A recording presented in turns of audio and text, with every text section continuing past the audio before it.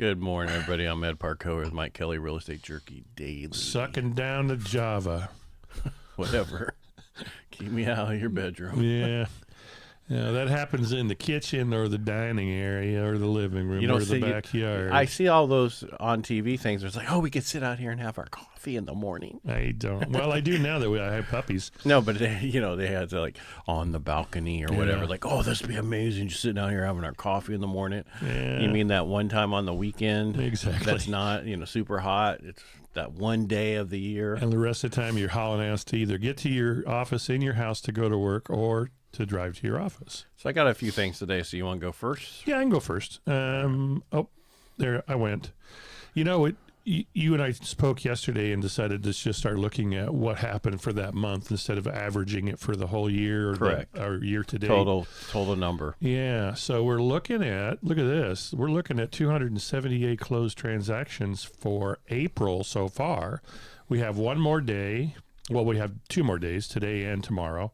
And then we have 3 days after tomorrow to be able to report your closing. So we're at 278. That's higher than the average has been putting us.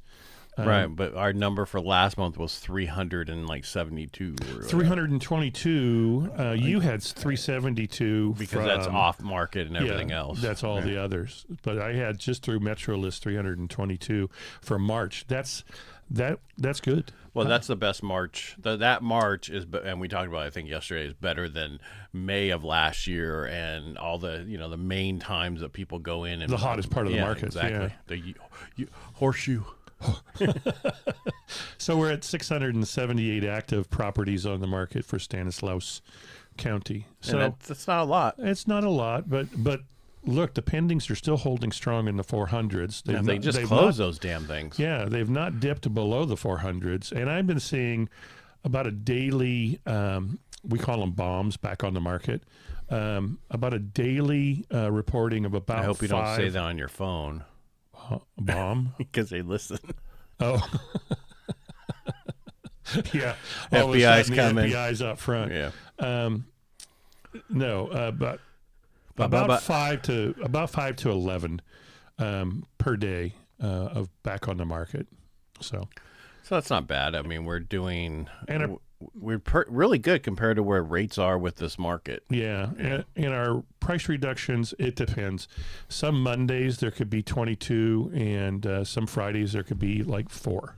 So on average, our number we were reading nationwide was like 34 something, which is we average around a third of all properties have a price reduction because a third of all people are liberal.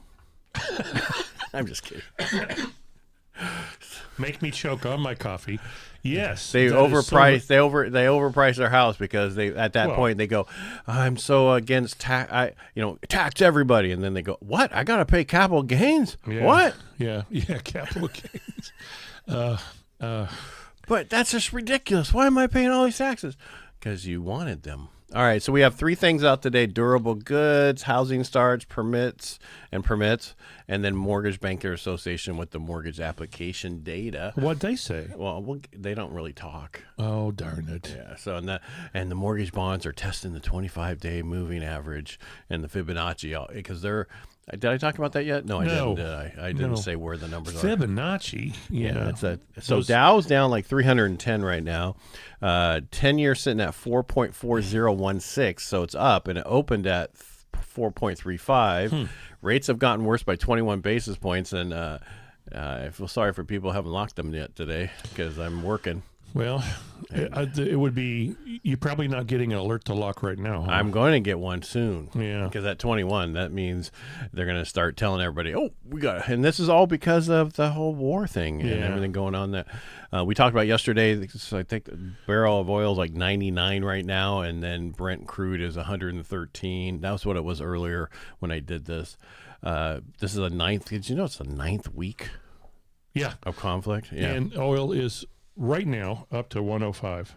That's the Brent crude or the WTI crude? That's the crude oil futures. Okay. WTI crude or is it the Brent crude? Those are two separate things. It doesn't say. It yeah, says well, you can't just... CLWOO. You tell me what that is. It doesn't say Brent crude. Where are you getting your information? From the market. Well, that's the market. Those right are the there. two numbers that you look at: Brent crude or WTI crude. Those are what you look at. You don't want to look at the futures. You want to look at what it is right now. I don't know. Yeah. Anyway, it was $67 a barrel. So we're getting back up to where we were a couple weeks ago when they said, "Hey, peace is in the world. Everything's so much better." No, it's not. Yeah. All right. So Good based morning, Karen. Huh? Oh, we got a Karen. Oh, We got a Karen who's not a Karen. She's not she's your a wife? great lady. Oh. And she's not my wife, and she's listening. Yeah, and that's she great. gave us a thumbs up. Mortgage So I'm going to jump into mortgage applications. The MBA released mortgage application data for end of last week for interest rates. I'm going to move this over here because the light's in my eye. And you're saying, who cares? So showing that interest rates were changed at 6.375%. Showing interest rates were little change. That's what, and 0.5% lower year over year. Purchase and refinances were relatively flat week over week, but are up 21% and 51% respectively. So so purchases are up 21% year over year, and refinances are up 51%.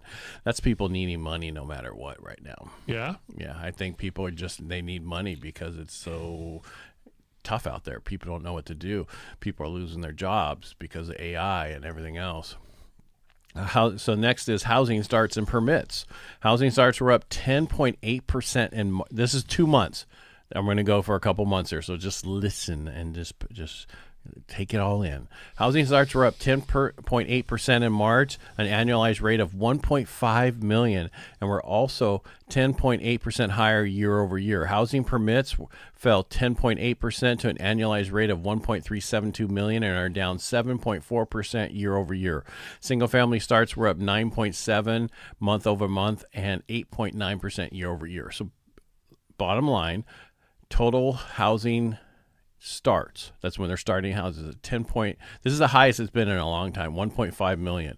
We need 1.9 to take up for all the stuff that we do, the additional what's that, when people add to their families and the growth of people in our not economy, but in our United States of America. Mm-hmm. I thought I had another month in here. Oh yeah. So if we look back at I didn't tell you. So one of them was for February, one was for March. So previous month, housing permits, which were a good indicator of future starts, increased 1.538 million units in February, up 152,000 from January figure of 1.386. Building permits for March decreased 166,000 to 1.372. So permits went down in March, but overall sales, housing starts went up. What does that mean? Not a damn thing. Not a damn thing, really. People are scared in everything. New homes, going to get homes, and not scared, just unsure of what to do right now. Trepidatious. Yeah, they don't know if it's the right decision to pull the trigger. And I got to say, it's a great decision to pull the trigger now. So just here's an analogy. Starts are in the rear view mirror, and permits is the windshield. I was like, that's stupid. They're slapping up against the windshield. Yeah. I ran into some stuff we're going to talk about tomorrow on our ACES 53. It has to do with polymorphic agentic AI. Okay. Basically right now we're dealing with AI that is, bear with me here. So if we go with a Terminator analogy, T100, Arnold, right? And then the T1000 that came out that was liquid metal. That was what's his name? The first guy, yeah. Yeah, not the first guy. That's just he's the one that was liquid metal that could do anything. Well, that's what a polymorphic AI is. AI is, meaning that it rewrites its code. Like, so if you have an app and it has a problem, it will rewrite it to fix it on the fly while the app is being used. But it also can be a bank robber, basically, that changes what it looks like, all of its clothes and everything when it goes through each door. So what I'm getting at is that is what the problem is. We're going to have. That's scary. Yes, it's good. There's good and bad for both of these, and we kind of talk about it. We're going to talk about it tomorrow on the ACES 53. But it's just where we are now compared to what's coming is just shocking. So it is. So I mean, and the thing about the polymorphic thing is it just like it says, it changes itself. So like most of the viruses, they were a certain way and you could track it, had a fingerprint. This does not have DNA. It changes all that all the way through. So it's going to be very hard to track and figure out. It's like bouncing a phone call all over the place. No, not that way, but okay. That works for you. HUD's rescinds the energy rule for new construction. I don't know if you know this, but they had put in Biden administration shocking. Yeah. That was like 20 to 31,000 per unit project. Well, what happened was if you didn't do this, you couldn't do a FHA or a USDA loan on it. And now they have rescinded this rule and it's gone now. So you don't have to buy a home with solar or put solar on. That's not what I said. Well, Solar is still there in California. No, in California. This has to do with just the energy efficiency that they had added to all the HUD home that had to be on for HUD homes and USDA homes. Okay. Whatever those numbers were, but it cost additional 20 to 30,000. It wasn't solar; it was a bunch of other stuff inside the house. Were they making people retrofit their property? These to are be able new to qualify the loan? New homes. Oh, new homes. See, listen to me. No, you're so silly. I don't want to listen. So the Trump administration had previously delayed this rule until December 31st, 2026, and now they just said, get it out of here. Yeah. Good. Smart. So there's two bills heading to the 2026 ballot. There's a GOP-backed measure from the state assembly member who would require a valid government-issued ID to vote. Yeah. It's going on the ballot. Right. And then there's the other one. That's our California ballot, right? Yes. Okay. Then there's the other one that's backed by the state largest healthcare union. Would impose a one-time wealth tax on net worth of California's 200+ billionaires with revenue earmarked to fill the healthcare funding gap. You know what the problem with that is? Other countries have tried the billionaire tax. You know what happens? They move. Right. Yeah, they're gone. Well, look at what New York's suffering. I mean, Catherine Hochul, whatever the hell her name is, local jokel.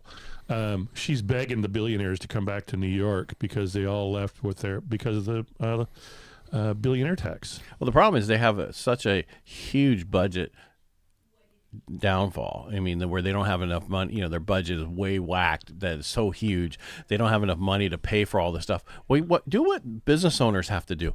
Cut. Yep. Stop going to the people and taking their money from working hard. Well, and to pay for the pie in the sky. This sounds so beautiful, political stuff, when it's actually just bilking billions from your The problem, people have no problem paying a decent amount if they used it right. Mm-hmm. They wasted so much money, especially here in California. The high-speed rail thing, if they keep going to $200 billion, not counting what they've already wasted, that's ridiculous. We could use that money to help everybody get a house in California. Not a free house, but help with building those houses. Why don't we put the money where it needs to go? You done with your phone over there, sir? Nope, working like crazy. Well, get off. No, but I'm listening to you. You're absolutely 100% correct. Liberals, the extreme liberals, they want to pay for everything that they want. And they think, oh, no big deal. Of course I'll pay for that. Well, no, they just say, we'll just tax people for that. We'll just get more tax money. No, stop getting more tax money. It's just like the city of Modesto back in the day. They'd come and talk about how they just need to increase the tax a little bit more to cover their costs. They've always said that. Yep. Every organization never says, we have enough. Why don't you take some back? Because that's not how it works. We don't have enough, and let's cut this and this and this and this. Well, they don't want to cut any of this stuff. Yeah. Well, and that's the problem. Well, you can't cut because once you give it to us, we can't give it up. Yeah. It's funny how every time I go, I mean, when you see fast food restaurants, we take EBT. When you see other stuff, take EBT. I mean, I remember as a kid, that's not how that worked. Right. And now it's like they can use it everywhere. And some of this stuff is covered by EBT and some of the stuff is not covered by that. You mean I can't buy Krispy Kremes and whiskey? I don't know. Can you? No, you're not supposed to. Well, yeah. Well, no, I'm just getting there's so much, and I get it. It was there to help people. Well, it's supposed to be a gap, not forever. Right. And the problem is people get on it and never get off of it because of that. It's way easy. It's got to be the hardest easy thing in the world. I mean, you got to live in a certain socioeconomic class, but you don't have to struggle. You don't have to go to work. You don't have to try harder. Yeah, you might want to relook at those numbers. Which ones? Those class that needs to be. Yeah. It's just how things are set up. I mean, we wasted so much money on the daycares and all the other stuff, and you have the fraud in L.A. regarding the end of life. I want to say hostels. It's not hostels. What's the when they come Hospice. in? Hospice. They have thousands of them in L.A. Well, the hospices in L.A. were actually working more like hostels. They're working like nothing. They were working in a taco truck. Yeah. Well, they had one that had like 100 inside the same room. Yeah, 100 different offices. Yeah, in the same room. They use the same address. But that's what they make it so easy for fraud, and then nobody prosecutes the fraud, and nobody goes after it. And you have like even Tim Walz is like, "Oh, I'm here to go after that. I said that it was on my watch. We'll go after it." Just give me a break. You let so much go through already, and you're trying to say you're fine. It was the FBI who found it, not you. And he's not doing a thing. I'm just tired of people wasting our tax money. Yep. Period. That's what I'm upset about. I agree. Stop wasting our money. Utilize it right. And stop doing all these programs. We don't need to pay for all these things. Right. You know what? What should be, if they find fraud in anything that they have created, they should go without pay in the government. 100%. Yeah, if they caused the fraud, or if they like, oh, it's on our watch. Well, guess what? You're going to give your paycheck to cover that. You can't do that. Yeah, well, we're going to work it out. All right.